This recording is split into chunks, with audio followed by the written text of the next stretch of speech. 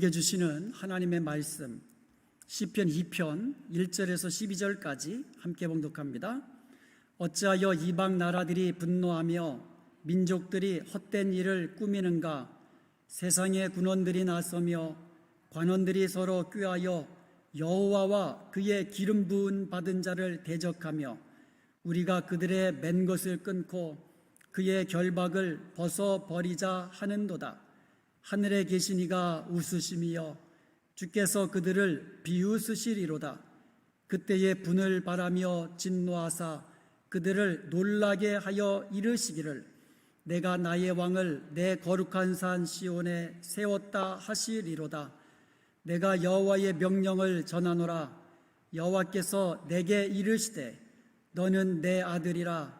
오늘 내가 너를 낳았도다. 내게 구하라.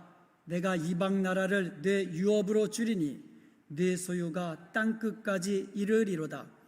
네가 철장으로 그들을 깨뜨리며 질그릇같이 부수리라 하시도다. 그런즉 군왕들아 너희는 지혜를 얻으며 세상의 재판관들아 너희는 교훈을 받을지어다. 여호와를 경외함으로 섬기고 떨며 즐거워할지어다. 그의 아들에게 입맞추라. 그렇지 아니하면 진노하심으로 너희가 길에서 망하리니 그의 진노가 급하심이라. 여호와께 피하는 모든 사람은 다 복이 있도다. 아멘. 성경에 보면 두 종류의 사람이 있습니다. 크게 나눠서. 첫 번째 부류는요, 복 있는 사람, 형통하고 복된 길로 가는 복 있는 사람이 있고, 또 다른 사람은요, 하나님의 심판과 진노를 받아 망하는 길로 가는 사람이 있습니다. 크게 둘로 나눌 수가 있습니다. 하나님께서는요, 우리가 복 있는 자로, 복 있는 복된 길로 나아가는 그러한 삶을 살기를 원하십니다. 우리 하나님은 사랑의 하나님이세요. 그래서 우리가 늘 복 있는 자로 복되게 살기를 원하시는 거예요. 그래서 성경을 통하여 누가 복 있는 사람인가에 대해서 알려주고 있습니다. 시편 1편 1절과 2절에 보면 복 있는 사람은 하면서 누가 복 있는 사람인가 알려주고 있습니다. 여기에 보면 악인이 등장하고요, 죄인이 등장하고요, 오만한 자가 나옵니다. 그래서 복 있는 사람은 그들과 다르다라는 거예요. 복 있는 사람은 악인들의 꾀를 쫓지 않고 죄인들의 길에 서지 아니하고 오만한 자의 자리에 앉지 아니하는 사람, 그리하여서 오직 여호와의 율법을 즐거워하며 주야로 묵상하는 그 사람이 복 있는 사람이다, 이렇게 말씀하고 있는 겁니다. 그리고 오늘 본문 12절에 보면 그의 아들에게 입맞추라. 그리하지 아니하면 진노하심으로 너희가 길에서 망하리니 그의 진노가 급하심이라. 여호와께 피하는 모든 사람은 다 복이 있도다, 이렇게 말씀하고 있습니다. 여기서요, 여호와께 피하는 모든 사람이라고 번역되어 있는데 영어 성경에는요, Blessed are all those who put their trust in him. 그에게, 그를 신뢰하는 자, 그에게 피하는 모든 사람은 복이 있다. 인칭대명사 그라는 말을 썼습니다. 그러면 히브리 성경에는 어떻게 되어 있을까요? 거기에도 그라는 인칭대명사로 되어 있어요. 그러니까 여호와께 피하는 자, 이거보다도 그에게 피하는 자, 그에게 피하는 모든 자에게 복이 있다, 이런 말씀이에요. 그러므로 12절은요, 그의 아들에게 입맞추는 자, 그에게 피하는 자, 그를 신뢰하고 의지하는 모든 사람이 복이 있는 사람이다, 이렇게 말씀하고 있는 것입니다.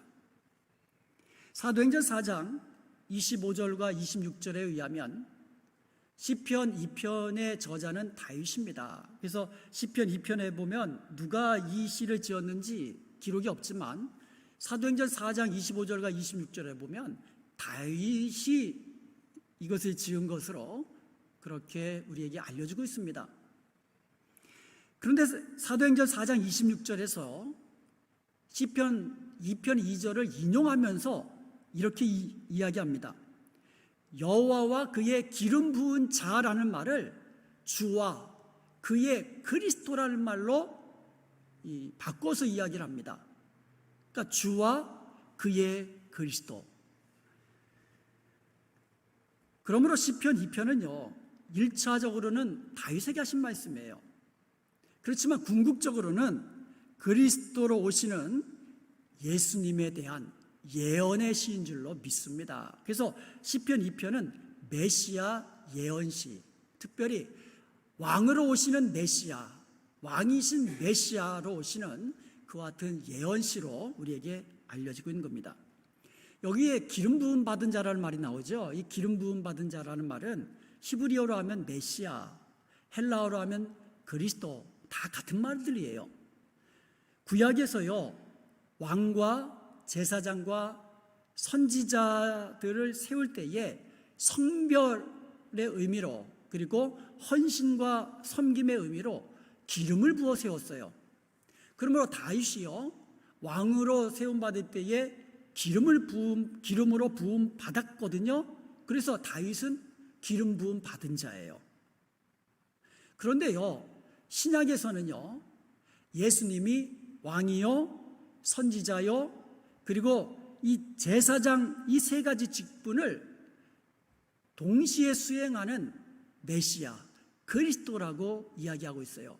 그래서 신약에서는요 그리스도다 그러면 오직 예수님을 지칭하는 대명사가 된 것입니다. 그러므로 여호와와 그의 기름 부음 받은 자는 그 시를 기록할 때엔 그 당시에는 이 기름 부음 받은 자가 다윗, 특별히 그 시편 2편에 보면 내가 나의 왕을 내 거룩한 산 시온에 세웠다. 여호와께서 내게 이르시되 너는 내 아들이라. 전부 다 이것이 다윗 왕을 지칭하는 것이지만 궁극적으로는 예수 그리스도를 예언하는, 지칭하는 이 말이다라는 것을 우리는 기억해야 될 것입니다. 그러므로 오늘 하나님께서 우리에게 주시는 말씀 우리가 귀 기울여 듣기를 원합니다. 그의 아들 예수 그리스도에게 입맞추고 그에게 피하는 복된 저와 여러분이 될 수 있기를 주님의 이름으로 축원드립니다. 예수님의 이름, 예수라는 이름, 이게 얼마나 존귀한 이름입니까? 구원의 이름입니다. 누구든지 믿기만 하면 구원을 얻는 그 이름, 예수라는 이름입니다. 그리고 생명의 이름입니다. 그리고 예수라는 이름은 우리를 부욕케 하는 이름입니다. 우리에게 승리를 주시는 이름인 줄로 믿습니다. 그런데요, 이 세상은요, 이 예수라는 이름, 여호와와 기름 부은 그의 아들 예수 그리스도 얼마나 미워하고 증오하는지 모릅니다. 그래서 오늘 본문에 보니까 세상의 나라와 민족들과 군왕들이 나서서 서로 꾀하면서 여호와와 그의 기름 부음 받은 자를 대적하며 그들의 매인 것을 끊고 결박을 벗고자 하는 이와 같은 내용들이 기록되어 있습니다. 그래서 세상은요 여호와 우리 하나님과 예수 그리스도로부터 멀어지려고 하고 있어요. 멀어지려고만 합니까? 대적하려고 하고 있는 것입니다. Let us break their chains. 그들은요 하나님으로부터 이 체인, 사슬에 매여 있는 것으로 생각하고요, 이 매여 있는 것을 억압받고 구속받고 자유를 억압받는 것으로 그들은 그렇게 생각을 하는 거예요. 그래서 하나님으로부터 매인 것을 끊어버리면 자기는 자유자가 되는 것으로 그렇게 착각을 하는 것입니다. 그래서 그들은 끊임없이 하나님과 그의 아들 예수 그리스도로부터 멀어지려고 하고 벗어나려고 하고 대적하고 그들의 맨 것을 끊어버리려고 하고 있는 것입니다. 이 세상에 이 사상을 바치고 있는 두 기둥이 있다면 히브리즘과 헬레니즘입니다. 그래서 이 세상 사상은요 전부 다 두 부류예요. 히브리즘 아니면 헬레니즘이에요. 히브리즘이 뭐냐면 유일신 하나님을 섬기는 신본주의, 이것을 히브리즘이라고 합니다. 그런데 헬레니즘은 뭐냐? 신본주의 사상에 대적하는 모든 인본주의 사상을 일컫는 것입니다. 인본주의는요, 인간의 이성을 제일로 삼습니다. 그래서 선악을 인간의 이성으로 스스로 판단하려고 합니다. 과학을 신봉하고 진화론을 주장합니다. 이들이 부활의 예수님 믿지 못하는 것은 당연한 것입니다. 이성으로 맞지 않거든요. 인간의 그 생각으로, 인간의 이성으로는 도대체 있을 수 없는 불가능한 일이거든요. 죽은 자가 다시 살아난다는 거. 그러니까 예수님의 부활을 믿지 못하는 겁니다. 예수님을 믿지 못하는 거예요. 유물 사상으로 무장한 공산주의자들은 어떻습니까? 모든 것을 물질로만 판단하잖아요. 눈에 보이는 물질만 인정합니다. 그러니까 인간의 그 영혼 인정하지 않잖아요. 그러니까 인간의 가치는요, 그냥 물질이에요. 그러니까 공산주의자들이 바라볼 때는요, 사람 한 사람 죽이는 거, 이거는요, 그냥 짐승 죽이는 거하고 뭐가 차이 납니까? 영혼이 없는 인간이기, 영혼이 없다고 그렇게 그들은 믿기 때문에. 그래서 공산주의자들은요, 이 하나님을 모실 자리가 없는 거예요. 영이신 하나님 어떻게 믿습니까? 그러니까 하나님을 대적하는 겁니다. 그리고 하나님을 대적하는 회교도 뭐 불교나 힌두교도 마찬가지잖아요. 그런 나라들이 얼마나 많습니까? 그러면 민주주의 국가는 어떻습니까? 자유와 인권을 옹호하는 민주주의 국가는 다를까요? 물론 우리가 마음껏 이게 종교의 자유를 가지고 예수님을 섬길 수 있고 하나님을 섬길 수 있다는 것, 그런 면에 있어서는 공산주의와는 확연히 다르지요. 그런데 똑같은 게 하나 있습니다. 그것은 뭐냐면 인본주의라는 거예요. 인간에 대해서 존중하고 존중할수록 더 이 인본주의로 더 깊이 물들어간다는 거예요. 심지어 하나님과 그의 그리스도를 가장 증오하는 사탄과 그의 추종하는 무리들도 우리 주위에 많이 있습니다. 미국에서요, 성경과 기도가 공립학교에서 금지되었습니다. 그때로부터 3년 후인 1966년에 샌프란시스코에서 Church of Satan, 사탄교가 창시되었어요. 동성애를 죄라고 가르치는 성경을 거스리면서요, 차별금지법, 소수인권법, 얼마나 좋은 말들입니까? 소수인권을 보호해야 된다고, 차별은 안 된다고, 이런 온갖 좋은 말을 다 붙여놨지만 결국은 뭡니까? 동성애를 옹호하고, 그리고 그것을 정당화하고 미화하고, 공립학교에서 어린 아이들에게까지 동성애를 가르치고, 이러한 일들이 우리 주위에서 지금 벌어지고 있습니다.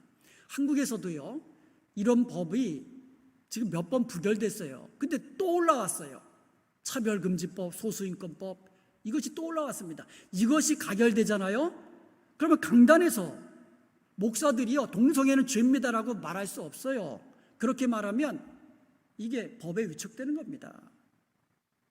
이런 세상이에요. 갈수록 인본주의 사상으로 더 깊어만 가고 성경에 어긋나는 길로 가는 것, 이것이 바로 전부 다 이성을 옹호하고 과학을 중시하는 인본주의 사상의 모습인 것들입니다.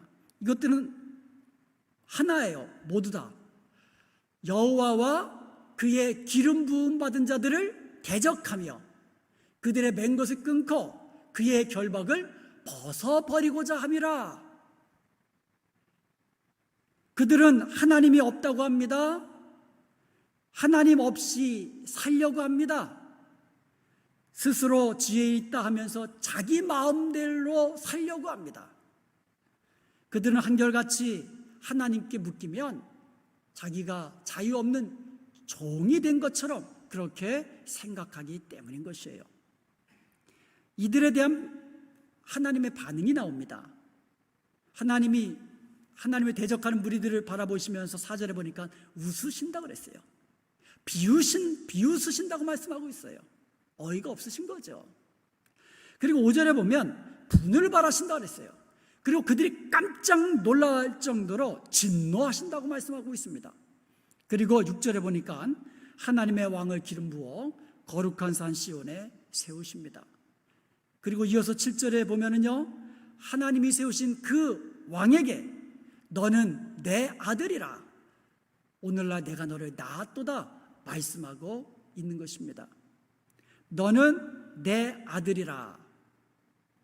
이것은 예차적으로는 다윗 왕에게 하신 말씀이라고 그랬어요. 그러나 궁극적으로는 하나님의 아들 예수 그리스도를 지칭하는 것이라고 말씀을 드렸습니다. 실제로 예수님께서 이 땅에 오셨잖아요. 이 땅에 오셔가지고 세례 요한에게 세례를 받으실 때 하늘에서 소리가 들렸습니다. 마태복음 3장 17절입니다. 이는 내 사랑하는 아들이요 내 기뻐하는 자라.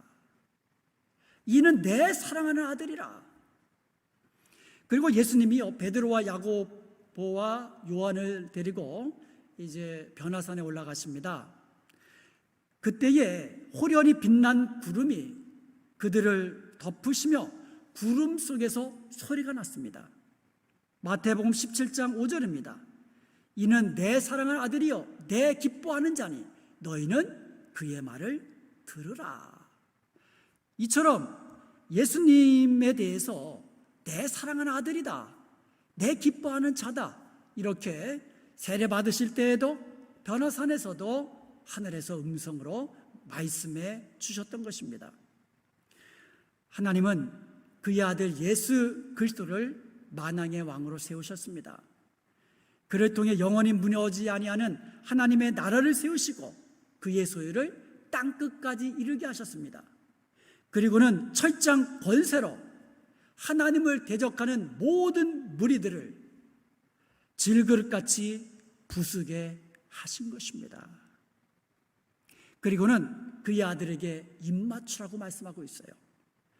그렇지 아니하면 진노하심으로 너희가 길에서 망하리라고 경고하고 있습니다. 즉 그의 아들 예수 그리스도께 입맞추는 것은 복 있는 자로 하나님이 주시는 복된 길로 나아가는 것이고, 반대로 그의 아들에게 입맞추지 아니하는 자는 하나님의 진노하심으로 길에서 망하는 자가 된다고 말씀하고 있는 겁니다. 그러므로 사랑하는 여러분, 하나님의 아들 우리 예수님께 입맞추는 자가 되시기를 주님의 이름으로 축복합니다. 그렇다면 입맞춘다는 말이 어떤 의미일까요?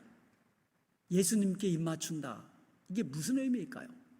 이것은 첫째로요, 주님과의 친밀함을 의미합니다. 이 사랑의 이 관계 속에서, 이 친밀함 속에서 입맞추는, 그것을 의미하는 거예요. 아가서 1장 2절에 보니까 내게 입맞추기를 원하니 내 사랑이 포도주보다 나음이로다, 이렇게 노래합니다. 이것은요, 주님이 우리에게 입맞추기를 원하시는 사랑의 고백이에요. 주님이 우리를 얼마나 사랑하시는지 주님은 우리에게 입맞추기를 원하세요. 주님이 우리를 향하신 사랑은 포도주보다 더하다 그랬어요. 이 세상 어떤 것보다도 훨씬 더 크신 사랑으로 저와 여러분을 사랑하고 계시는 거예요.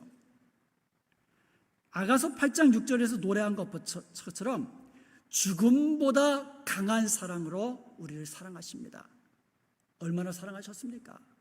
십자가에 죽기까지, 우리 죄를 대신하여 우리를 구원하시기 위하여 십자가에 대신 죽으시기까지 우리를 사랑하신 주님의 사랑입니다. 이것을 아가서에서는 내게 입맞추기를 원하니, 이렇게 표현한 거예요. 그렇게 우리를 사랑하시는 주님이 우리에게 원하시는 것이 있습니다. 주님도 우리에게 원하시는 것이 있어요. 그것은 바로 우리의 사랑을 원하시는 거예요. 우리의 입맞춤을 원하시는 겁니다. 주님, 내가 주님께 입맞추기를 원합니다. 이렇게 사랑의 고백할 수 있기를 원합니다. 찬송가 94장에 보면 주 예수보다 더 귀한 것은 없네. 예수밖에 없네. 이것이 우리의 고백이 되기를 원합니다. 주님 사랑합니다. 이 세상의 어떤 것보다도 주님을 더 사랑합니다. 이렇게 고백하는 저와 여러분이 될 수 있기를 주님의 이름으로 축복합니다. 그의 아들에게 입맞추라는 이 말은 또한 주님께 복종한다는 뜻이에요. 주님께 순종하고 헌신한다는 그런 의미예요. 신하가 왕의 발에 입을 맞추는 것은 복종과 충성의 표시입니다. 하나님의 아들을 왕으로 인정하고 그의 통치에 복종하라는 뜻이에요. 막달라 마리아가요, 예수님의 발에 엎드려 가지고 귀한 옥합을 깨뜨려서 귀한 향유를 예수님의 발에 붓습니다. 그리고는 그의 머리로 그것을 씻으며 주님의 발에 입을 맞춥니다. 사랑의 표시죠. 헌신의 표시입니다. 주님께 복종하겠다는 그러한 의미인 것이에요. 주님이 가신 길 나도 가겠습니다. 주님이 가신 십자가의 길, 섬김의 길, 희생의 길, 나도 주를 따라 가겠습니다. 주님께 입 맞추는 자는 바로 이렇게 주님께 고백하는 자인 줄로 믿습니다. 사랑하는 여러분, 우리가 어린 양의 진노에서 피하는 길은 오직 하나, 어린 양에게 입 맞추는 것뿐이 없다는 것입니다. 그런데 세상 사람들은 이것을 싫어해요. 이것이 마치 하나님께 매여 있는 것으로, 결박당해 있는 것으로, 자유가 억압당해 있는 것으로 그렇게 생각합니다. 자유 없는 종이 되는 것으로 여기고 기회만 되면 하나님께로부터 멀어지려고 해요. 하나님께 매이는 것은 구속받는 것이 아닙니다. 오히려 하나님께 매이는 것은 자유를 얻는 것입니다. 주님은 우리를 자유케 하시고, 주님은 우리를 도우시고, 주님은 우리를 복된 길로 인도하십니다. 그러므로 하나님께 매이는 것은 주님의 사랑에 매이는 겁니다. 사랑에 주님께 매이는 것입니다. 주님께로부터 사랑을, 죽음보다 더한 강한 사랑을 받고 또 받고 계속해서 받는 것을 의미하는 것입니다. 주님의 말씀입니다. 수고하고 무거운 짐진 자들아 다 내게로 오라. 내가 너희를 쉬게 하리라. 내 멍에를 메고 내게 배우라. 내 멍에는 쉽고 가볍다라고 말씀하고 있습니다. 주님의 멍에를 메는 것이 우리의 무거운 이 짐을 내려놓고 더 쉽고 더 평안하고 안식을 얻는 길인 줄로 믿습니다. 여러분, 하나님께 매인 것을 끊으면 오히려 종이 되는 거예요. 자유를 얻기 위해서 하나님을 대적하고 하나님께 매인 것을 끊으려고 하지만 하나님께 매인 것을 끊는 순간 자유가 아니라 종이 되는 겁니다. 세상의 종이 되는 것입니다. 죄의 종이 되는 것입니다. 사탄의 종이 되는 것입니다. 하나님의 진노하심으로 우리가 가는 길에서 망하게 되는 것이에요. 그러나 하나님께 매이게 되면 하나님의 축복의 자녀가 되는 것을 믿으시기를 주님의 이름으로 축원드립니다. 하나님께 매이게 되면 하나님의 축복의 자녀가 되는 거예요. 여러분, 하나님의 자녀는요, 권세가 있습니다. 요한복음 1장 12절에 보면 영접하는 자 곧 그 이름 예수 그리스도를 믿는 자들에게는 하나님의 자녀가 되는 권세를 주신다고 했습니다. 그러면 우리가 예수님 믿고 구원받을 뿐만 아니라 하나님의 자녀가 되는 권세를 얻는다는 거 우리는 기억해야만 합니다. 여러분, 하나님의 아들의 권세, 얼마나 큰 권세인지를 모릅니다.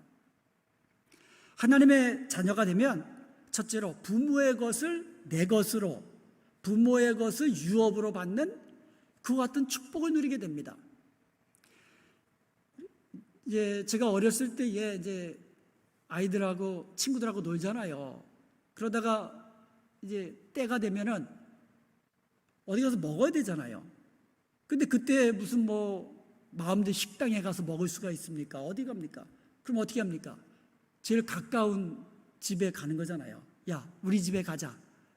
그러면은 집에 가면은 이것저것 뒤져가지고 라면도 끓여 먹고 하여간 마음대로 그냥 먹습니다. 그런데 아빠 집에 가자 그러는 사람 아무도 없어요. 여러분은 우리 아빠 집에 가자 그럽니까? 우리 집에 가자. 거기서 이 저녁 먹고 더 놀자. 우리 집에 가자는 거예요. 아빠 집이 내 집이에요. 하나님의 집이 내 집입니다. 하나님의 나라가 내 나라가 되는 줄로 믿습니다. 이게 바로 하나님의 아들이 누리는 그와 같은 이 축복인 줄로 믿습니다. 하나님의 아들에게는 또한 구하면 얻게 되는 권세가 있습니다. 오늘 본문 8절에 보니까 내게 구하라. 내가 이방 나라를 내 유업으로 주리니 내 소유가 땅끝까지 이르리로다. 내게 구하라. 구하면 주신다고 약속하고 있는 거예요. 이게 아들의 권세입니다. 예수님은 기도하실 때에 하나님을 아버지라고 부르셨습니다. 그리고 우리에게 기도를 가르쳐 주시면서 하늘에 계신 우리 아버지여, 하나님을 아빠, 아버지라고 부르라고 우리에게 가르쳐 주셨습니다. 누구든지 예수님을 믿으면 하나님의 자녀가 되는 권세가 있기에 하나님을 향하여 아빠, 아버지라고 부르게 되시는 줄로 믿습니다. 예수님 안 믿는 사람들 하나님을 절대로 아버지라고 못 부릅니다. 어떻게 하나님을 아버지라고 부릅니까? 오직 예수님을 믿는 저와 여러분만이 하나님을 아빠, 아버지라고 부를 수 있는 겁니다. 그리고 여기에는 약속이 있습니다. 누구든지 예수님의 이름으로 무엇이든지 구하든지 우리에게 가장 좋은 것으로 응답해 주시겠다고 우리의 하나님은 약속하고 계시는 줄로 믿습니다. 이것이 바로 하나님의 자녀가 누리는 자녀됨의 권세인 것입니다. 그러므로 여러분, 하나님의 약속, 자녀됨의 권세를 누리시기 바랍니다. 무엇이든지 구하십시오. 하나님이 가장 좋은 것으로 응답해 주시는 줄로 믿습니다. 그리고 하나님의 자녀됨의 권세는 또 하나 있습니다. 그것은 바로 주님이 갖고 계시는 철장 권세를 얻게 된다는 거예요. 오늘 본문 말씀에 보니까는요, 9절에 보니까 내가 철장으로 그들을 깨뜨리며 질그릇같이 부수리로다 이렇게 되어 있어요. 이 철장이 뭐냐면 쇠막대기, 쇠지팡이입니다. 여러분, 그 진흙으로 만든 그릇 아무리 예쁘고 아무리 비싸고 그래봐야 쇠 몽둥이를 한번 내리치면 어떻게 됩니까? 산산조각 나는 거예요. 다 부서지는 겁니다.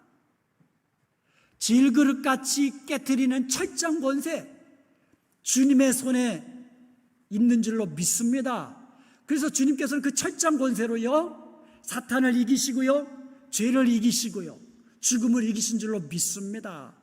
예수님께서 이 땅에 오셨을 때에 모든 귀신들을 내쫓으셨습니다. 모든 병을 고치셨습니다. 그러면서 복음을 전파하셨습니다. 능력으로 복음을 전파하신 거예요. 이 철장 권세를 누구에게 주셨습니까? 12 제자들에게 주셨습니다.